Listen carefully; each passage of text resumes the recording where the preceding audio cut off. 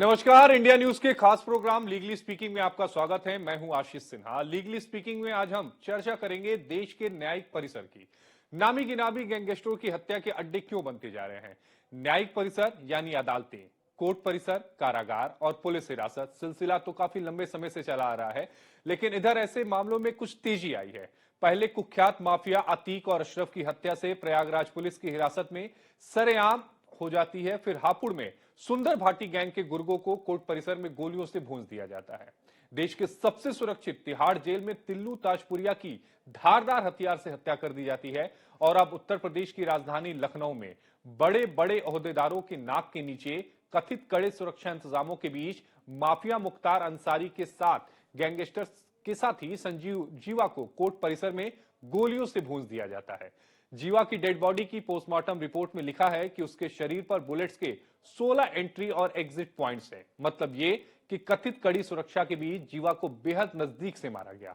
लखनऊ और प्रयागराज में हुई हत्याकांड की थ्योरी बहुत डरावनी है, पुलिस और सरकार के लिए चौंकाने वाली है, क्योंकि दोनों ही हत्याकांडों में विदेशी घातक हथियारों का इस्तेमाल हुआ है।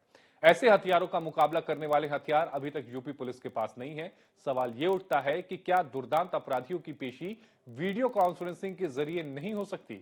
अगर हां, तो अदालत और सरकार अपराधियों के साथ साथ आमजन और सुरक्षा कर्मियों की जान के साथ खिलवाड़ क्यों कर रही है?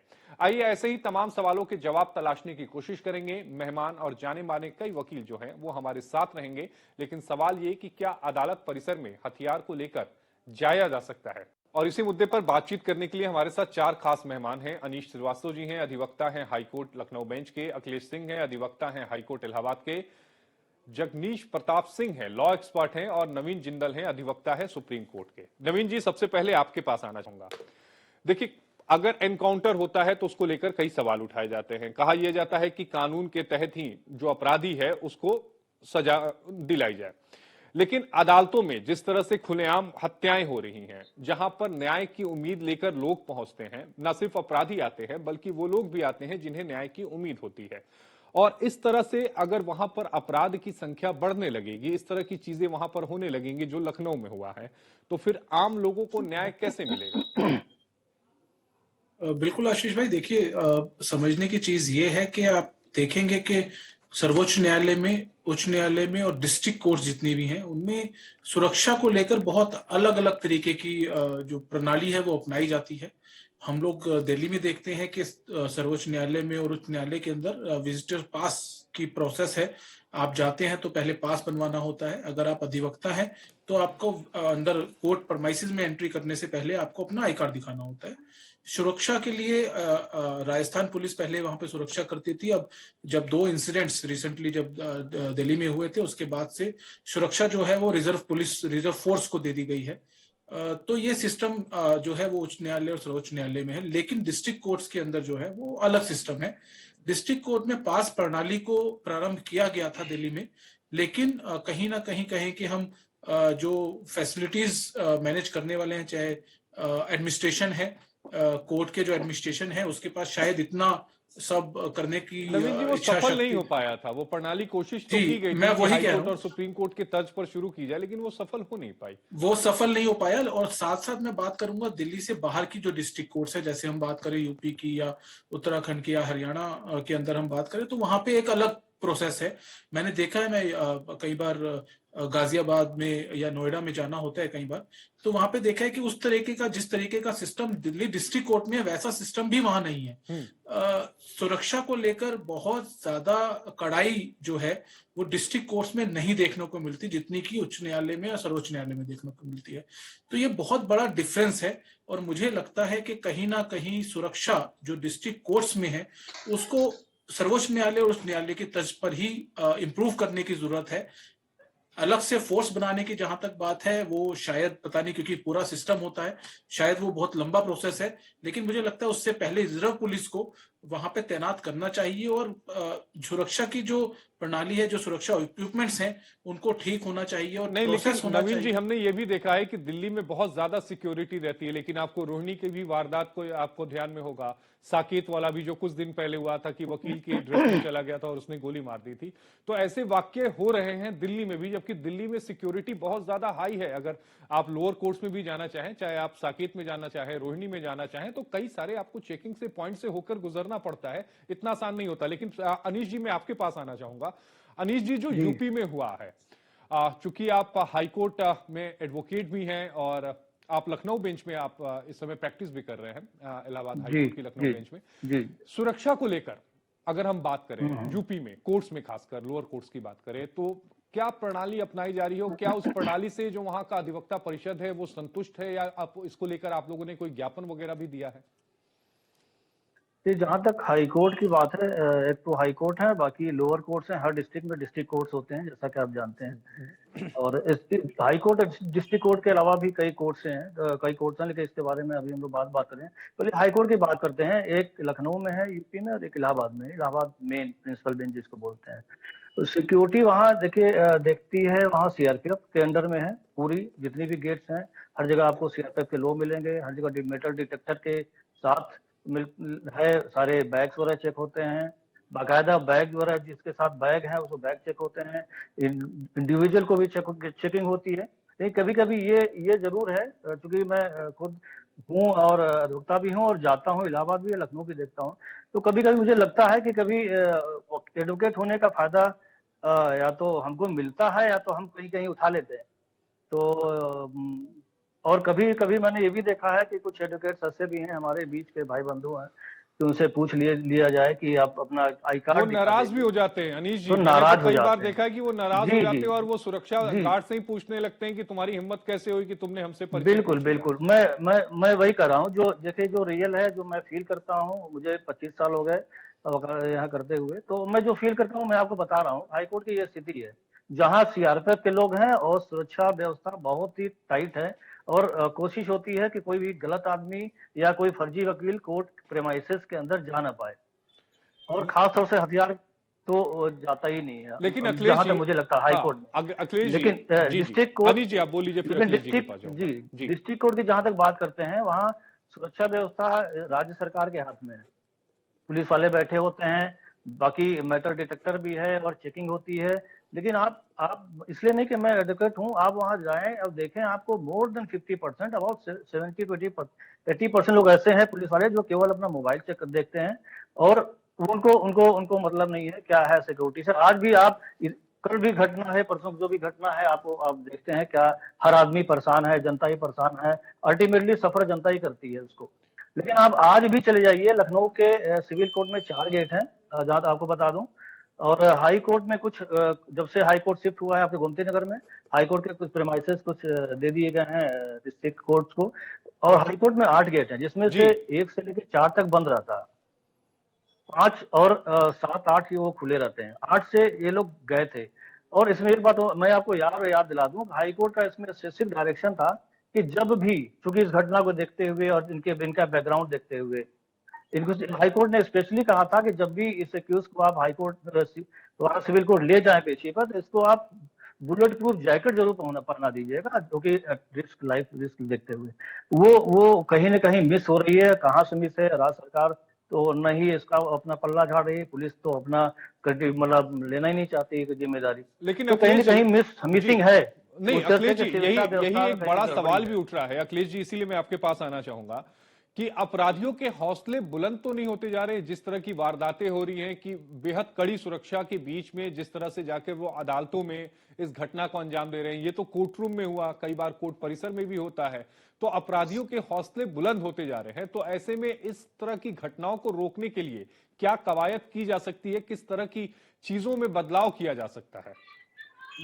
हमारा ये मानना है कि 2 चीजें बड़ा महत्वपूर्ण है। जैसे हमने दो सिक्योरिटी में 2 चीजें, एक तो हाई कोर्ट की सिक्योरिटी, जिसको बहुत अच्छे तरीके से भाई साहब ने बताया भी, लेकिन सबऑर्डिनेट कोर्ट की सिक्योरिटी बड़ा महत्वपूर्ण होता है। इसलिए होता है कि जो जनरल पब्लिक है उसका हाई कोर्ट में जाना बहुत कम होता है। जो सबसे ज्यादा सामना करना पड़ता है पब्लिक को, वो लोअर कोर्ट में होता है। लोअर कोर्ट में एक प्रीमाइसेस में पहले तो कोर्ट को होना चाहिए, जजों की एंट्री और आने जाने का एक गेट होना चाहिए, वकीलों के लिए एक गेट होना चाहिए और वादकारियों के लिए अलग होना चाहिए, और इसके लिए सिक्योरिटी बहुत जरूरी है। दूसरा पहलू जो हमारे अपने फ्रेटर्निटी वकील साहब लोगों को, कि अगर आपकी चेकिंग हो रही है, तो आप अपना आईडी प्रूफ दिखाइए, अपना चेकिंग भी कराइए। इसके बाद जो लोग बचते हैं उनकी सिक्योरिटी के लिए अलग से एक व्यवस्था होनी चाहिए, ये मेरा मानना है। सबऑर्डिनेट कोर्ट में सिक्योरिटी की इसलिए ज्यादा जरूरत है क्योंकि जितनी गवाही, जितने मुलजिम होते हैं, सबकी पेशी वहां होनी है। हाईकोर्ट में किसी की पेशी होनी नहीं है। Rarest of the rare cases में हाईकोर्ट में किसी वादकारी की वहां पेशी होती है, लेकिन सबऑर्डिनेट कोर्ट में तो दोनों पक्षों को वहां आना है, विटनेस को आना है। तो इसमें मुलजिम की सुरक्षा, विटनेस की सुरक्षा, वादकारी की सुरक्षा, प्रोसिक्यूशन की सुरक्षा, इन सब की सुरक्षा की जरूरत है। इस स्थिति में जैसे इसी तरह से एक घटना हुई थी इलाहाबाद लोअर कोर्ट में, एक वकील साहब की हत्या हो गई थी। एक दरोगा जी गोली, मतलब वो अपनी सुरक्षा में चाहे जैसे भी उनको आजीवन कारावास हो गया था। इस बात को कॉग्निजेंस में लेकर के इलाहाबाद हाई कोर्ट ने जस्टिस बघेल की एक कमेटी बनाई थी। उसका क्या रिपोर्ट आया है तो नहीं पता, लेकिन 7 जजेस कोर्ट बैठी थी और आज भी अनवरत चल रहा है।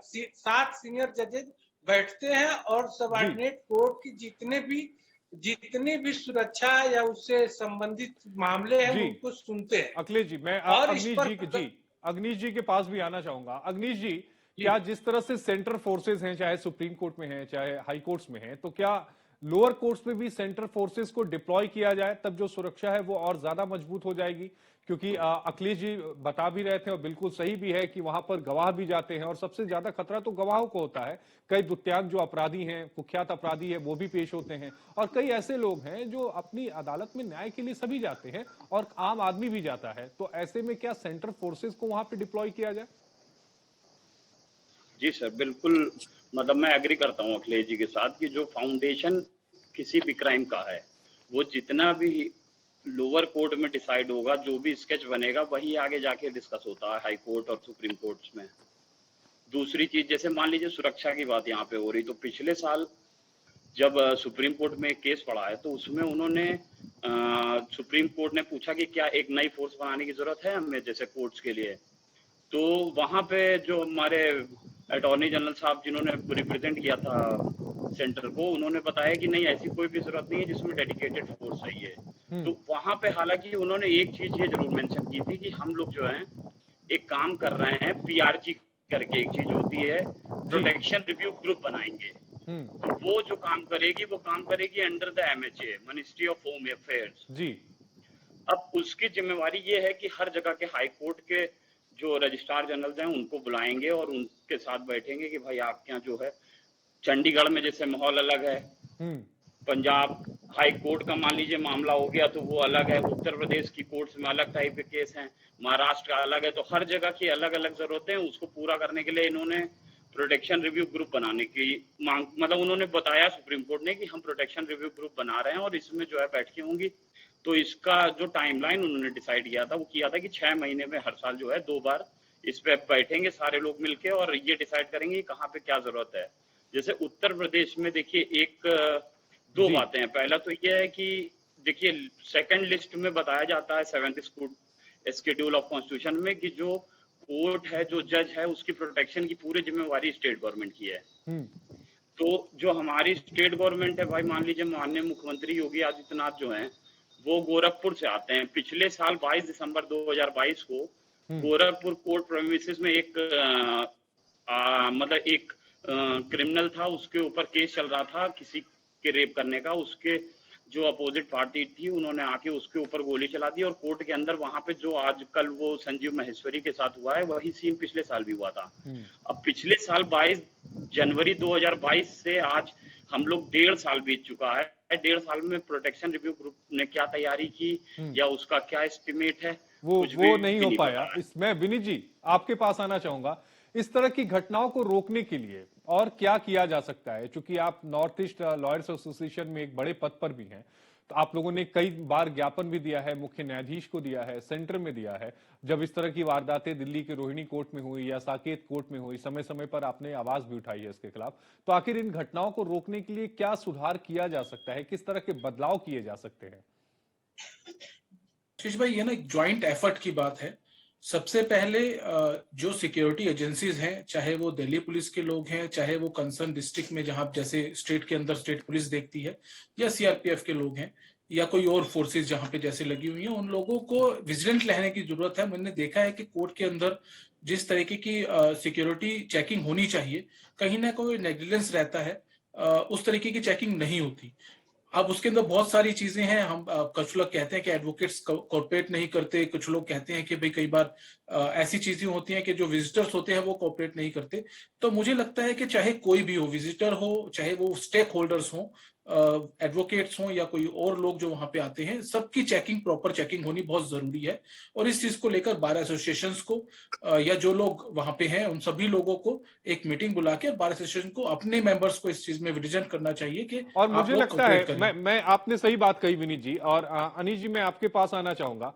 मुझे भी यही लगता है कि जो भी एडवोकेट्स हैं, अगर वो अदालत में जाते हैं तो खुद अपना आई कार्ड निकालकर एक बार दिखा दें, सुरक्षा जो तंत्र है वहां पर उसके साथ पूरा सहयोग करें, ताकि अगर कोई फेक एडवोकेट बनकर जा रहा है, क्योंकि इधर बीच की जो भी घटनाएं हुई हैं उसमें ज्यादातर वकील की ही वेशभूषा में जो हत्यारा था वो अदालत के अंदर पहुंचा या फिर कोर्ट परिसर में पहुंचा है। अगर वहां पर इस तरह का आपसी सहयोग होगा तो मुझे नहीं लगता कि इस तरह की वारदात भविष्य में कभी दोबारा रिपीट हो पाएगी।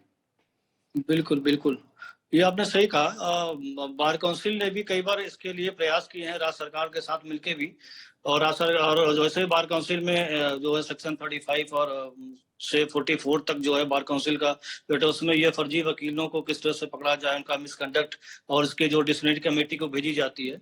बार काउंसिल ने भी कई बार कहा है वकीलों से, बार एसोसिएशन से भी कई बार आपस में मीटिंग भी होती है, ज्वाइंट एफर्ट्स भी हुए।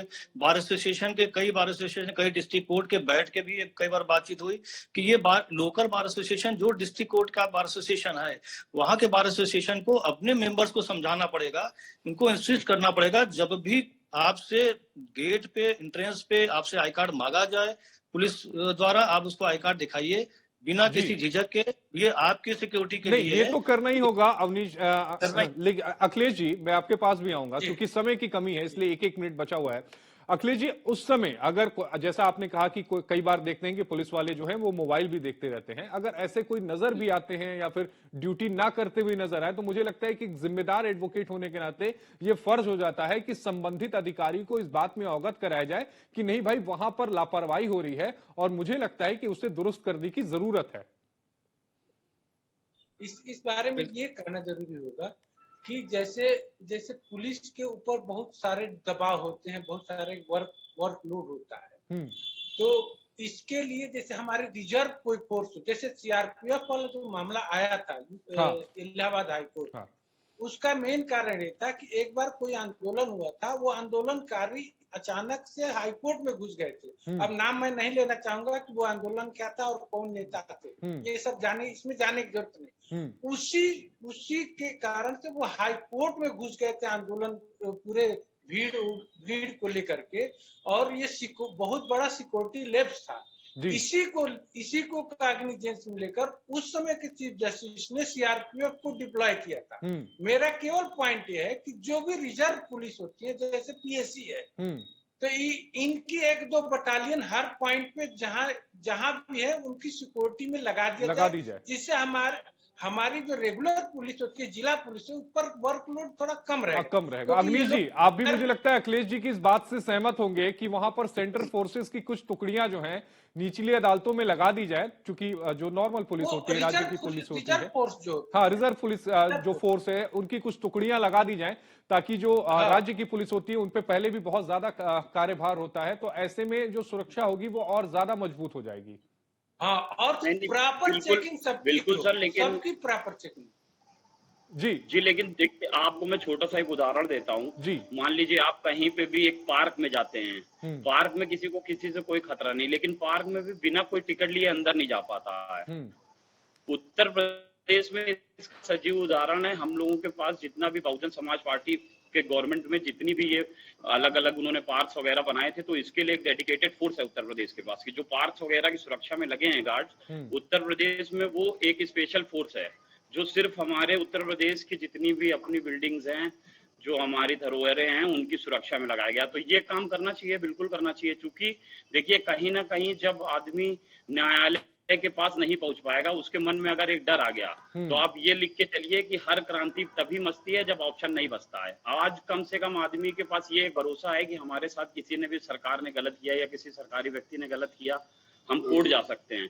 लेकिन जिस दिन जनभावना ये हो गई कि कोर्ट में भी डर है, डर का माहौल अगर नहीं, वहां इसी पे डर भी के पहुंच माहौल गया, को इसी डर के माहौल को खत्म करना है और इसीलिए आपसे सभी से इस बारे में चर्चा भी हुई है और सबकी राय यही है कि रिजर्व पुलिस भी अगर राज्य पुलिस के साथ मिलकर काम करे, इतना ही नहीं, जो हमारे एडवोकेट्स मित्र हैं, भाई हैं, वो भी पूरी तरह से जांच अधिकारियों का या फिर जांच करने वाले जो पुलिस वाले वहां पर बैठे हैं उनका सहयोग करें, तो फिर इस तरह की घटनाएं दोबारा नहीं होंगी। आप सभी का जुड़ने के लिए बेहद शुक्रिया। हमारे साथ 4 कानून के जानकार जुड़े हुए थे जिन्होंने इस पूरे विषय पर अपनी बातों को रखा और सबसे अहम बात, सभी इस बात से सहमत थे कि सुरक्षा व्यवस्था को और मजबूत किया जाना है और जांच एजेंसियों और बार एसोसिएशन के बीच में एक समन्वय की जरूरत है और मजबूत गठजोड़ की जरूरत है, ताकि अगर कोई व्यक्ति अदालत के अंदर आना चाहे जाना चाहे तो उसकी प्रॉपर चेकिंग की जाए। लीगली स्पीकिंग में आज के लिए इतना ही। अगले शुक्रवार को एक नए टॉपिक के साथ ठीक 5:30 बजे आपके साथ मुलाकात होगी। तब तक के लिए धन्यवाद।